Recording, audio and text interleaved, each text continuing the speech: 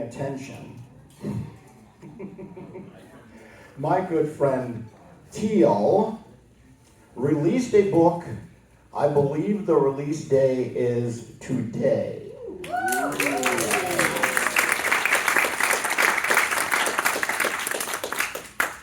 Teel James Glenn is such a good writer that I couldn't resist writing a few words about this book. And so by way of introduction, here's what I said about Teel's book. Yes, I read it, okay? This marvelous genre mashup was a fun read from beginning to end. Frankenstein's monster, true to the book, not the movies, is presented as a 1930s hard-boiled detective, written in a tight, strong pulp style. Elements of Eastern mysticism blend smoothly with the sci-fi character in this sweet detective soup in a suspenseful story that pulls you through the action to a satisfying finish that left me eager for a sequel. That's what I thought. We'll get a better idea of what you think because Teel's going to come up and give us a reading from that book right now.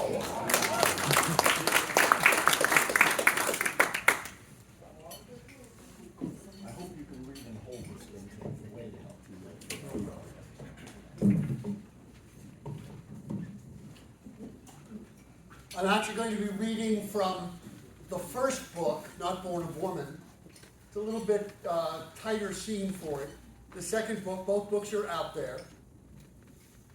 And since he already told you that it is indeed the creature from the book, you don't really need much else. He's now a PI and he's taken on a job to recover an artifact which his client's brother used to cover a bet with a loan shark. And that's where we start off. Cafe Algeria, where Tony Guido Manzetti held court, was off Mulberry Street, Little Italy. It was a storefront with several tables outside where, despite the chill weather, older Italian gentlemen sipped espresso and ate cakes while they solved the problems of the world and talked of the good old days. The old men watched me approach with hooded eyes, but were too much New Yorkers to say anything or show any surprise. Clouds of cigarette smoke rose over them, swirled with the breeze as dusk settled over the city. The old man acted as if a 7'2", dark-haired giant in a leather trench coat and gray fedora was an everyday thing. It's one of the things I like about New York City. A little bell over the door rang as I walked in. There was a counter across the room, half-dozen tables with customers seated at them, and a jukebox playing some Caruso record against one wall. The customers were less circumspect than the old men outside, though they kept their surprise at a stranger entering, even one as usual as I, low-key. The conversation silenced, the heads turned deliberately away from me, not from fear, but from a need to be able to say, I didn't see nothing, later if things went bad. And it was the kind of place where I imagine things did go bad now and then. Two torpedoes were sitting at a table off to one side, trying to look inconspicuous and failing miserably with the bulges of their holstered guns visible under their poorly tailored suits. Their focus on me was undisguised and immediate. Manzetti was seated by himself at a table at one side where he had a clear view of the whole room and was pointedly near the exit door that latched on the inside. He had all his bets covered, just in case. Manzetti was physically small, a little man with a large nose and a balding head. He seemed to be struggling to grow a pencil-thin mustache in the shadow of that nose.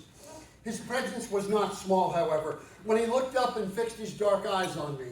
Those eyes were crystal clear and showed intelligence behind them. Swirling shades gathered around him like storm clouds, translucent remnants of many souls that vibrated deep purple and crimson.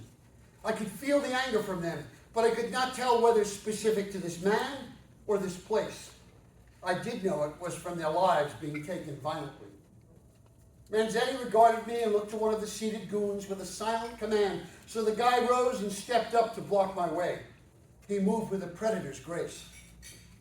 The goon was wide, though his head was barely to my collarbone. I'm here to see Mr. Manzetti about some business. He ain't here to do business with no freak, the goon said.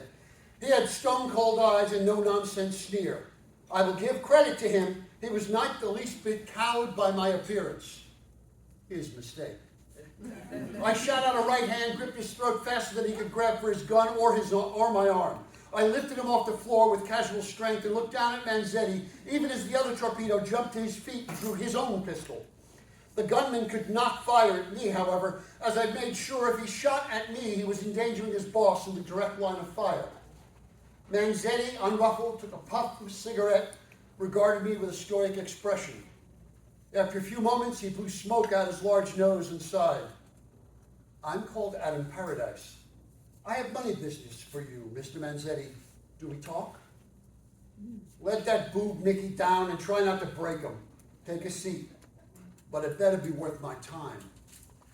I set Nicky down without looking back at him and sat across from the loan shark, watching the two torpedoes and the reflective surfaces of the thin walls behind Manzetti. They stood staring at me with confused expressions for a few beats before returning to their seats. The conversations of the rest of the customers went back to a normal level, but I could feel their sidelong glances. Talk, big man. A man named Nico Calderash owes you money from some gambling debts.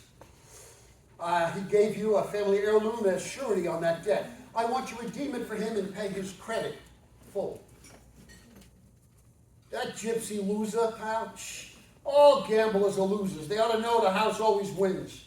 He sipped his espresso, took a long drag of his cigarette again, then grinned.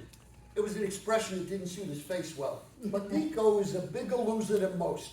He got that monkey on his back really bad. You throw money down a hole and bail him out, he's a lost soul. No soul is truly lost. None in any case that is cared for. Nico has those who care for him. Like you, by proxy.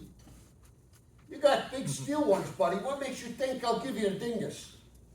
I was aware that the two torpedoes were leaning forward on the chairs, the balls of their feet ready to attack, ready for action. You're a smart businessman, sir. I'm offering you a profit for the necklace. I will give you 10% over the value of what you're holding it for, and everyone can be happy. You think my purpose in the world is to make people happy? The most intelligent men, like the strongest, find their happiness where others would find only disaster, I quoted. It's better to bring happiness than disaster. He laughed derisively. You think your little carnival act with Mickey's impressive? You think that tough face of yours means anything to me? I don't really think I mean anything to you, but it doesn't matter if you want to do business. Cash money. Here and now, I thought was the way you like to work.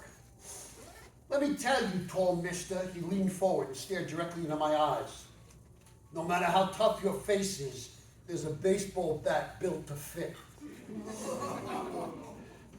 I let myself have a short laugh. So, you don't have it then. Who did you sell it to? This startled him. How? If you had it, sir, you would have tried to jack the price up over the 10%. Quite a bit, I suspect, as a matter of course. I'll pay a finder's fee of $50 if you tell me who you sold it to. He slapped the table and everyone else in the room jumped. His torpedoes came to their feet before they realized Manzetti was laughing. Yeah, yep, balls of steel. Okay, big man, put down the money, $100. I reached in my coat slowly as not to excite the two gunmen and withdrew $100, which I set on the table. He nodded as if he confirmed his opinion of me. I sold the gypsy trinket to Otto Dorfman uptown. He runs a pawn shop on 8th Avenue in Chelsea, maybe a couple of other businesses on the side. Now, don't know how he knew I had it, but he came to me, offered twice what the kid owed me. I told the kid the same thing. Nico tried to get it back last night, but he didn't have the cash up front, so I had Nicky show him the door. You're a very smart businessman, Mr. Manzetti. Don't think I'm not, pal, or a soft touch. Not a mistake anyone could make, sir. Not twice, anyway. But you will owe me after this. Owe you? The vig is always something more than money, Mr. Paradise. I stood up. Thank you for your businesslike manner, Mr. Manzetti. I made it to the door while keeping an eye on Mickey and his nearby partner, both of whom were staring daggers at me. Mickey walked open the door for me with a cold smile on his lips. I'll remember you, pal. The purple wraiths that swirled around him were very specific. There was a clear miasma of death about this man. The phantoms of the dead had unfinished business with him. It would do for you to forget me. I've been known to induce nightmares. I'll bet, Frankenstein. We'll talk about it when I see you again. I almost said something harsh, but restrained myself and said simply, as you wish. Have a good day. I was aware of him staring at the departed and was pretty sure he would have shot me in the back if it had not inconvenienced his employer to have a commotion. I did not feel entirely out of danger till I was well down the block. I really do hate it when they call me by my creator's name. I blame that Karloff guy.